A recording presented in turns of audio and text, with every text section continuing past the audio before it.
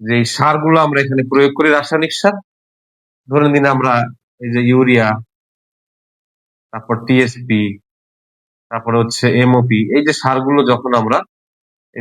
আমরা যখন ছিটিয়ে মাটিতে দেই, তখন এই সারগুলো মাটিতে যাওয়ার পরে এখানে যে মাটিতে যে পানি থাকে, মাটিতে তো পানি থাকে, এই পানির সঙ্গে এরা দ্রবণীয় হয়। এই মাটির পানিতে এরা দ্রবণীয় হয়। আসসালামু আলাইকুম প্রিয় কৃষক বন্ধুরা এবং তরুণ কৃষি উদ্যোক্তা বন্ধুরা। আমি কৃষিবিদ এস এম ফজলে রাব্বি, সবাইকে জানাচ্ছি অনেক অনেক শুভেচ্ছা এবং অভিনন্দন।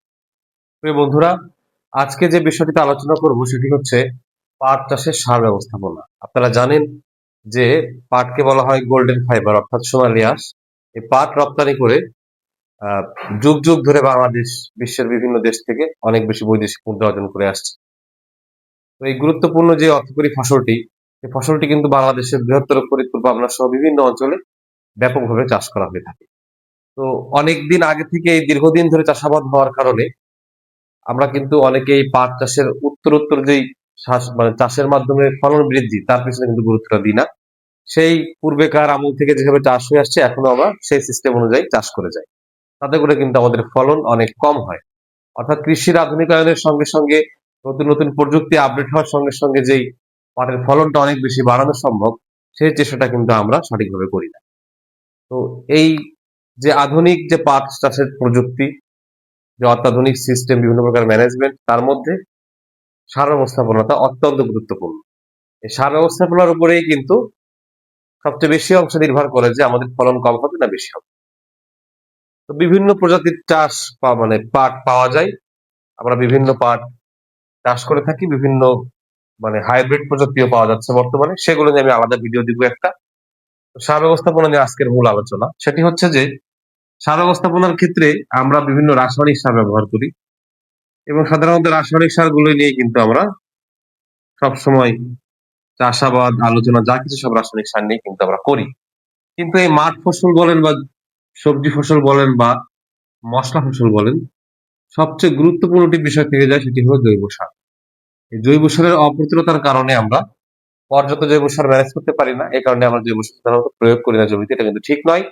কারণ জৈব সার যদি একটু মিনিমাম কিছু জৈব সার যদি প্রয়োগ না করা হয়, তাহলে কিন্তু রাসায়নিক সার সঠিকভাবে কাজ করতে পারে না। কারণ হচ্ছে আমরা যখন মাটিতে সার দিব, একটি গাছ যখন চারা থেকে শিকড় সৃষ্টি করে আস্তে আস্তে বেড়ে উঠবে, এই শিকড়ের মাধ্যমে সে এই যে মাটিতে থাকা যে সারগুলো আমরা এখানে প্রয়োগ করি, রাসায়নিক সার, ধরে নিন আমরা এই যে ইউরিয়া, তারপর টিএসপি, তারপরে হচ্ছে এমওপি, এই যে সারগুলো আমরা যখন ছিটিয়ে মাটিতে দেই, তখন এই সারগুলো মাটিতে যাওয়ার পরে এখানে যে মাটিতে যে পানি থাকে, মাটিতে তো পানি থাকে, এই পানির সঙ্গে এরা দ্রবণীয় হয়। এই মাটির পানিতে এরা দ্রবণীয় হয়। এই দ্রবণীয় যে আয়ন তৈরি করে, তারা ধনাত্মক এবং ঋণাত্মক আয়ন তৈরি করে, সেই আয়নগুলোর মাধ্যমে কিন্তু গাছ তাদের মূলডোমের মাধ্যমে এই পুষ্টি উপাদানকে, সার থেকে যে পুষ্টিগুলো থাকে, যেমন ইউরিয়া থেকে নাইট্রোজেন, টিএসপি থেকে ফসফরাস, এমওপি থেকে পটাশিয়াম, এই পুষ্টি উপাদানগুলো তারা তখন আয়নিক আকারে এই মূলডোমের মাধ্যমে গ্রহণ করে এবং সেই পুষ্টি উপাদানগুলো পরবর্তীতে গাছের যেই সবুজ অংশ আছে, পাতা ডালপালা, সেইগুলো সূর্যের আলোর সাহায্যে পাতায় যে ক্লোরোফিল থাকে, সেই ক্লোরোফিলের সঙ্গে বিক্রিয়া করে খাদ্য উৎপন্ন করে। এখন এই পুষ্টি উপাদানগুলো যে গাছ গ্রহণ করবে, সেই ক্ষেত্রে এই যে যে সারগুলো ভাঙে, সারগুলো ভাঙার পেছনে কাজ করে বিভিন্ন প্রকার এনজাইম এবং অ্যাসিড, এনজাইম ও অ্যাসিড।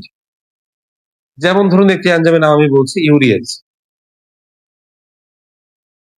এই ইউরিয়েজ এনজাইমের কাজটা হলো ইউরিয়াকে ভাঙন করে সেখান থেকে অ্যামোনিয়াকে বের করে ফেলা।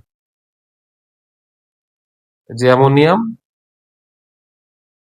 সেখান থেকে নাইট্রেট, এভাবে ভেঙে বের করে ফেলা।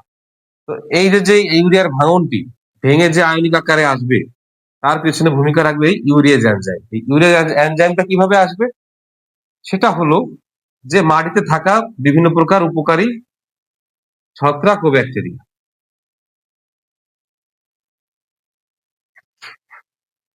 এই যে উপকারী ছত্রাক এবং ব্যাকটেরিয়া মাটিতে থাকবে, এই উপকারী ছত্রাক আর ব্যাকটেরিয়া মাটিতে থাকার পরিমাণটা নির্ভর করে মাটিতে জৈব সারের পরিমাণের উপরে। অর্থাৎ জৈব সার যত বেশি হবে, একই সঙ্গে কিন্তু এই উপকারী ছত্রাক ব্যাকটেরিয়া অর্থাৎ উপকারী অণুজীব এদের সংখ্যা তত বেশি হবে। অর্থাৎ জৈব সার বেশি তো অণুজীব বেশি, আর অণুজীব বেশি হলে তখন সারের ভাঙন ভালো হবে এবং অল্প সার দিলেই কিন্তু গাছ সেটিকে ভালোভাবে গ্রহণ করতে পারে। যদি এই প্রয়োজনীয় অণুজীবগুলো অর্থাৎ ছত্রাক ব্যাকটেরিয়া গুলো মাটিতে না থাকে, তাহলে সেই ক্ষেত্রে কিন্তু সার দিলে সারের অপচয় হবে, মাটি নষ্ট হবে, কাজের কাজ কিছুই হবে না। গাছ কিন্তু সারগুলো ভেঙে তার আয়নগুলোকে গ্রহণ করে খাদ্য তৈরি করা বা তার বৃদ্ধি করা, ফলন করা এগুলো আর করতে পারবে না। তো এই জন্য আমরা কি দেখতে পাচ্ছি যে রাসায়নিক সারের কাজকে যদি আপনি সুষমভাবে করাতে চান, অবশ্যই জৈব সারটা থাকা মাস্ট। সেই কারণে সবার আগে নিশ্চিত করবেন যেটি যে পর্যাপ্ত পরিমাণ জৈব সার, এবং পাট চাষের ক্ষেত্রে আপনারা বিঘা প্রতি সাধারণত নিয়ম হচ্ছে 600 থেকে 700 কেজি পরিমাণ জৈব সার দেওয়া লাগে। সেখানে যদি আপনারা এটা নাও পারেন, কমপক্ষে 200 থেকে 300 কেজি এইটুকু পরিমাণ জৈব সার আপনারা অবশ্যই চাষের প্রথমে দিয়ে রাখবেন। যেভাবেই কষ্ট করে হোক আপনারা এটি ম্যানেজ করবেন এবং জৈব সারটি আগে দিয়ে নেবেন। তার সঙ্গে আপনারা কি করবেন, ট্রাইকোডার্মা যেই জৈব ছত্রাকটি পাওয়া যায়, সেই ট্রাইকোডার্মা ছত্রাকটি আপনারা পাউডার আকারে যেটি পাওয়া যায় অর্থাৎ ছত্রাকের স্পোর, সেটি আপনারা এই জৈব সারের সঙ্গে এই জমি তৈরির সময় শেষ চাষে যে আমরা রাসায়নিক সার দেই তার অন্তপক্ষে 1-2 সপ্তাহ আগেই আপনারা মিশিয়ে নেবেন। জমি তৈরি নিয়ে আমি আলাদা আরেকটা ভিডিও করব, সেখানে আমি এই কিভাবে জমিটা তৈরি করবেন সে বিষয় নিয়ে আলোচনা করব। তো এই যে রাসায়নিক সারগুলোর কথা বললাম, রাসায়নিক সারগুলোর মধ্যে কোনটা কোনটা আমাদের কতটুকু পরিমাণ লাগবে সেটা নিয়ে একটু কথা বলবো এখন। আগে কিন্তু জৈব সারটা না দিলে কিন্তু গাছের সার সিইসি বলা হয় জিনিসটাকে, ক্যাটায়ন এক্সচেঞ্জ ক্যাপাসিটি, অর্থাৎ তার সার ধারণ ক্ষমতা মাটির, সেটা নিয়ে আমি আলাদা ক্লাস করব, সেখানে আলোচনা হবে। তো এই যে রাসায়নিক সারের মধ্যে কি কি আমরা ব্যবহার করছি,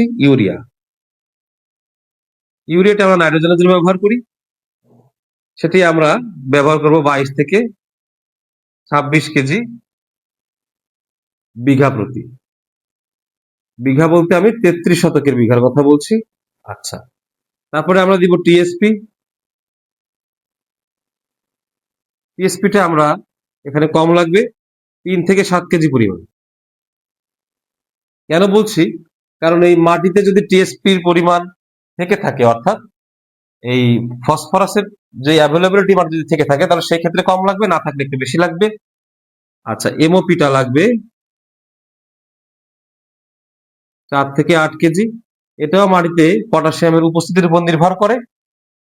আর ইউরিয়ার বিষয়টা হচ্ছে, ইউরিয়া কিন্তু মাটিতে খুব কম সময় থাকে, যে কারণে এর একটা এভারেজ আমরা 22 থেকে 26 কেজি ধরে রাখতে পারি। এর পাশাপাশি জিপসাম প্রয়োজন হবে আমাদের, কারণ জিপসাম থেকে ক্যালসিয়াম এবং সালফার দুটো গুরুত্বপূর্ণ উপাদান পাওয়া যায়, সেটি অবশ্যই আমাদের লাগবে 6 থেকে 12 কেজি।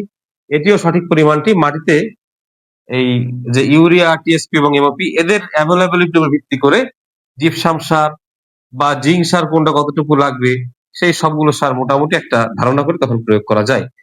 জিঙ্ক সারের প্রয়োজন হবে 1 থেকে 1.5 কেজি পরিমাণ। আর বোরনের বিষয়টা হচ্ছে, যদি এই ক্ষেত্রে দেখা যায় যে টিএসপি এবং এমওপির পরিমাণটা মাটিতে বেশি রয়েছে, সেক্ষেত্রে কিন্তু বোরনটা অ্যাপ্লাই করার প্রয়োজন হবে। কারণ এই টিএসপি এবং এমওপির মান যদি মাটিতে বেশি থাকে, পরে যদি আবারও এই দুটা দেওয়া হয়, তখন কিন্তু বোরনটা সহজে গাছ গ্রহণ করতে পারে না। তখন 500 গ্রাম থেকে 1 কেজি পরিমাণ বোরন দেওয়ার প্রয়োজন হয়।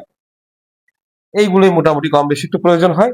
আর তার পাশাপাশি উচ্চ ফলনের জন্য, আচ্ছা একটু বলে নিই যে এই সারগুলো ইউরিয়া বাদে, অর্থাৎ ইউরিয়ার 50% যখন রোপণ করা হবে, অথবা রোপণ করার 10 থেকে 12 দিন পর, সবচেয়ে ভালো হয় 10 থেকে 12 দিন পর যদি আপনারা দেন, অর্থাৎ জমি তৈরি করার সময় সমস্ত সার দিয়ে দিবেন, TSP, MOP, gypsum, zinc, boron সবগুলোই। তার মধ্যে জিঙ্কটা টিএসপির সঙ্গে একসঙ্গে প্রয়োগ করা ঠিক না, তাহলে সেক্ষেত্রে এরা বিক্রিয়া করে যৌগ গঠন করবে, তখন দুইটা সারের একটা সারও কিন্তু গাছের কাছে অ্যাভেলেবল হবে না, এবং অন্য সারগুলো ইমব্যালেন্স হয়ে যাবে, তখন ভালো ফলন পাওয়া যাবে। যেজন্য জিঙ্কটা হয় আগে প্রয়োগ করে নিতে হবে, অথবা যখন আপনি 10-12 দিন পরে 50% ইউরিয়া, অর্থাৎ এই যে টোটাল পরিমাণ তার অর্ধেক পরিমাণ ইউরিয়া যখন প্রয়োগ করবেন, তার সঙ্গে আপনারা এই জিঙ্কটা প্রয়োগ করে দিবেন।